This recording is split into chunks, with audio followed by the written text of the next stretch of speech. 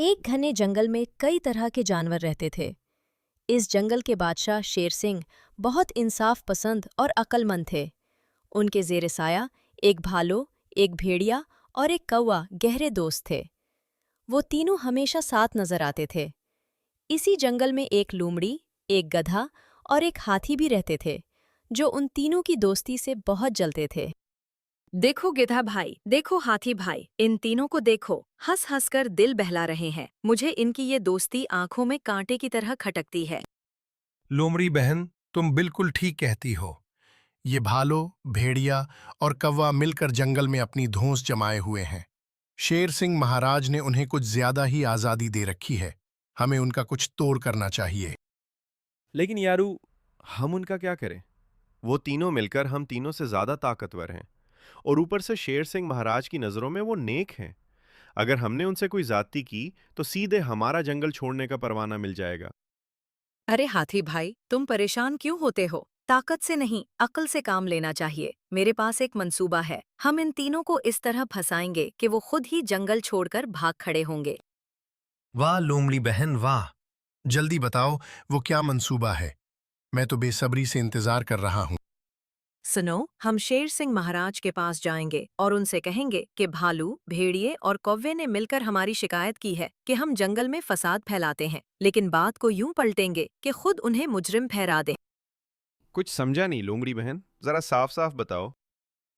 भोले हाथी, हम शेर सिंह महाराज से कहेंगे कि ये तीनों उनके खिलाफ साजिश कर रहे हैं। हम कहेंगे कि उन्होंने हमें भी अपने साथ मिलाकर बगावत करने को कहा था, और जब हमने इनकार किया तो वो हमसे जलने लगे। शाबाश! बहुत खूबसूरत मंसूबा है, लेकिन इसके लिए तो कोई गवाह भी चाहिए। हम तीनों की बात पर महाराज यकीन क्यों करेंगे?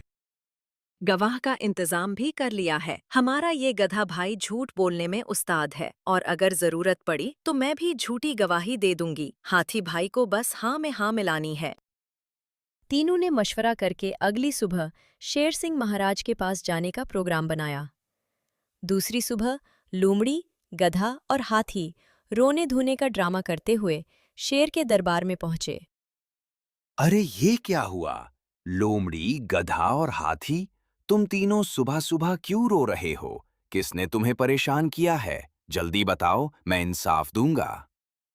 महाराज, आपके सामने क्या कहूँ? आपके ही खास और काबिले एतमाद बंदों ने हमें इस हालत पर पहुंचा दिया है। आप ही हमारे रब हैं, आप ही हमारी आखिरी उम्मीद है। मेरे खास बंदे, वो कौन है? नाम लो उनका। महाराज, वो और कोई नहीं, आपके वही तीनों वफादार भालू, भेड़िया और कौवा हैं। क्या? भालू, भेड़िया और कौवा? ये कैसे मुमकिन है? वो तो हमेशा मेरे वफादार रहे हैं। उन्होंने तुम्हारे साथ क्या किया? महाराज, बात यह है कि कल रात ये तीनों हमारे पास आए। उन्होंने कहा कि शेर सिंह अब बूढ़े हो गए हैं और जंगल पर ठीक से हुकूमत नहीं कर सकते। उन्होंने हमें अपने साथ मिलाकर आपके खिलाफ बगावत करने को कहा। जी महाराज, उन्होंने कहा कि वो चाहते हैं कि जंगल का नया बादशाह भालू बने, भेड़िया उसका वजीर बनेगा और कौवा उनका कासिद। हमने जब इनकार किया तो वो हमसे जलने लगे और धमकी दी कि वो हमें जंगल से निकाल देंगे। महाराज, हमने सोचा आपको सच से आगाह करना हमारा फर्ज है, चाहे हमें ही क्यों ना नुकसान उठाना पड़े। इन तीनों गद्दारों को फौरन मेरे सामने लाया जाए। मैं उन्हें बताऊंगा कि बूढ़ा शेर क्या कर सकता है। कुछ ही देर में भालू, भेड़िया और कौवे को शेर के सामने लाकर खड़ा कर दिया गया। वो तीनों हैरान थे कि आखिर मामला क्या है। भालू, भेड़िया, कौवे, तुम्हें मालूम है तुम पर क्या इल्जाम है? तुम मेरे खिलाफ बगावत करना चाहते थे। तुम बादशाह बनना चाहते थे। महाराज, ये क्या कह रहे हैं आप? बगावत? हम तो आपके वफादार हैं। हमने ऐसी कोई बात नहीं की। यकीन कीजिए, हम पर कोई झूठा इल्जाम लग रहा है। जी महाराज, हम तो आपके सच्चे गुलाम हैं। ये लोमड़ी, गधा और हाथी हमसे जलन की वजह से हम पर झूठा इल्जाम लगा रहे हैं। खामोश! अब तुम्हारे मुंह से कोई बात नहीं सुननी। तुम तीनों ने मुझे धोखा दिया है। इसकी सजा सिर्फ एक है, तुम सबको इस जंगल से निकलना पड़ेगा। कल सुबह तक तुम यहां से गायब हो जाओ, वरना फिर तुम्हें जेल में डाल दिया जाएगा। महाराज, इंसाफ कीजिए, हम बेकसूर हैं। कम से कम हमें मौका दीजिए कि हम अपनी बेगुनाही साबित करें। बस, तुम्हारी बेगुनाही का तो पता नहीं, लेकिन तुम्हारी शरारत अब अयां हो चुकी है। चले जाओ मेरी आंखों से, वरना मैं अपना फैसला बदल सकता हूं। भालू, भेड़िया और कौवा बहुत उदास थे। उन्होंने कुछ न किया था, फिर भी उन्हें जंगल छोड़ना पड़ रहा था। वो तीनों सामान बांधकर अगली सुबह जंगल से निकल गए। कई दिनों तक वो भटकते रहे। आखिर थक हार कर वो एक दूसरे जंगल में पहुंचे। ये सब लोमड़ी, गधे और हाथी की शरारत थी। उन्होंने हमें बड़ी चालाकी से फंसाया। हाँ भालू भाई, अब हम क्या कर सकते हैं? किस्मत में यही लिखा था। अब देखते हैं ये नया जंगल हमें कबूल करता है या नहीं। घबराओ नहीं दोस्तों, मैं जरा इस जंगल का जायजा लेता हूं। कौन जानता है, शायद यहां हमारी किस्मत जाग जाए। उसी नए जंगल में एक अक्लमंद और ताकतवर हाथीराज नामी बादशाह था। वो बहुत नेक और इंसाफ पसंद था। उसके दरबार में कई जानवर शामिल थे। एक दिन उसके जंगल के एक भालू ने दूर से 3 अजनबियों को आते देख लिया। महाराज, हमारे जंगल में 3 नए जानवर आए हैं। एक भालू, एक भेड़िया और एक कौवा। ये बहुत उदास लग रहे हैं। शायद कहीं से भटक कर आ गए हैं। नए जानवर बगैर इजाजत के? उन्हें मेरे पास लाओ, मैं देखूं ये कौन है और क्यों आए हैं। भालू फौरन गया और तीनों दोस्तों को हाथीराज के सामने ले आया। तुम कौन हो, कहां से आए हो और हमारे जंगल में क्यों आए हो? महाराज, हम पड़ोसी जंगल से आए हैं। हम पर वहां के बादशाह ने झूठा इल्जाम लगाकर जंगल बदर कर दिया है। हम बेगुनाह हैं, लेकिन किसी ने हमारी बात नहीं सुनी। अब हम आपके जंगल में पनाह लेना चाहते हैं। मगर तुमने हमारे जंगल में बगैर इजाजत कदम रखा, ये हमारे कवानीन के खिलाफ है। ताहम, चूंकि तुम परेशान हाल नजर आते हो, मैं तुम्हें एक मौका देता हूं। बहुत शुक्रिया महाराज, हम आपके एहसानमंद रहेंगे। लेकिन एक शर्त पर। मैं तुमसे 3 सवाल पूछूंगा।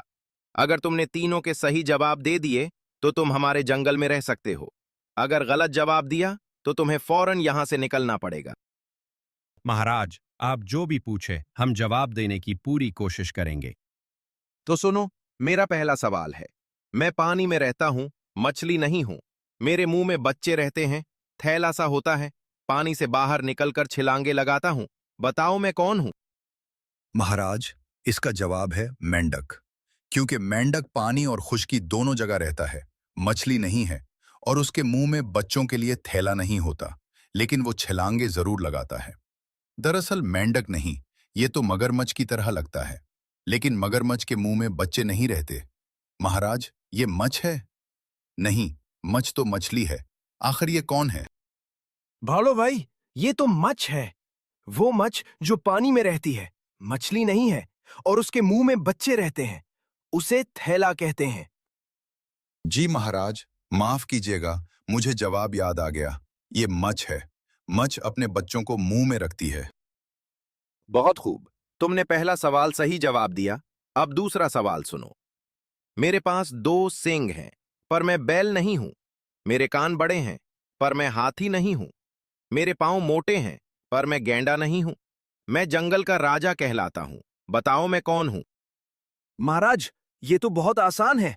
इसका जवाब है शेर, क्योंकि शेर को जंगल का राजा कहा जाता है। नहीं नहीं, शेर के सैंग कहां होते हैं, और शेर के कान इतने बड़े नहीं होते। गौर से सुनो, 2 सैंग, बड़े कान, मोटे पांव। महाराज, मुझे जवाब मिल गया। ये भैंसा है।